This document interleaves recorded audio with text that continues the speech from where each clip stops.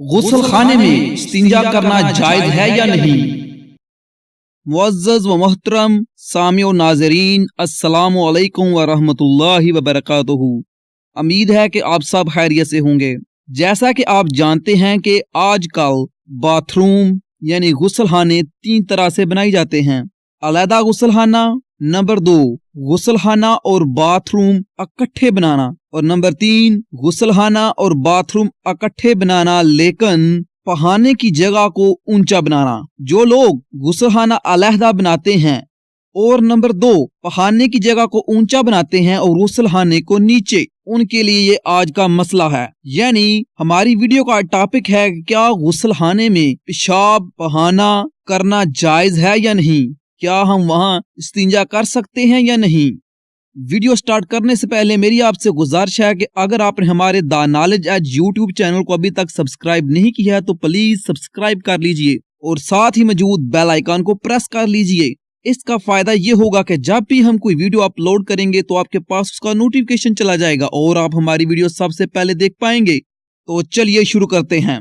सरकार Medina Munawwara सरदार मक्कातुल मुकर्रमा सल्लल्लाहु अलैहि वसल्लम ने फरमाया, कोई गुस्लखाने में पेशाब ना करे फिर इसमें नहाए या वुजू करे कि अक्सर वसवसे इसी से पैदा होते हैं। यानी हमारे और आका हज़रत मोहम्मद सल्लल्लाहु अलैहि वसल्लम ने फरमाया गुस्लखाने में इस्तिंजा करना जायज नहीं, वहाँ करना नहीं चाहिए, चाहे आप वहाँ नहाते हों या वुजू करते हों।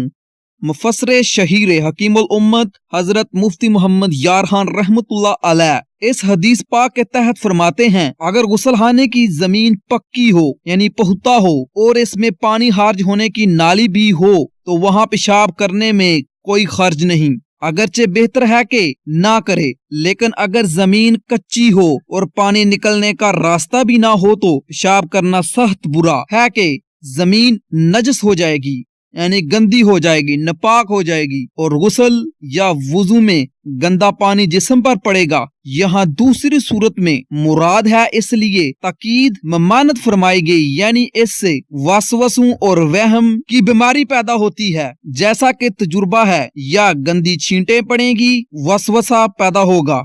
यानी इस सारी हदीस का मफहूम इस तरह से है कि हमें गुस्लखाने में चाहे वहाँ गुस्ल करें या ना करें, वहाँ वुजू करें या ना करें, लेकिन वहाँ पर हमें इस्तिंजा नहीं करना चाहिए, पेशाब नहीं करना चाहिए, पहाना नहीं करना चाहिए। बाज लोग क्या करते हैं, जब भी वो गुस्ल के लिए जाते हैं तो सबसे पहले वो इस्तिंजा करते हैं और वो गुस्ल आने में ही इस्तिंजा कर लेते हैं। ऐसा नहीं करना चाहिए।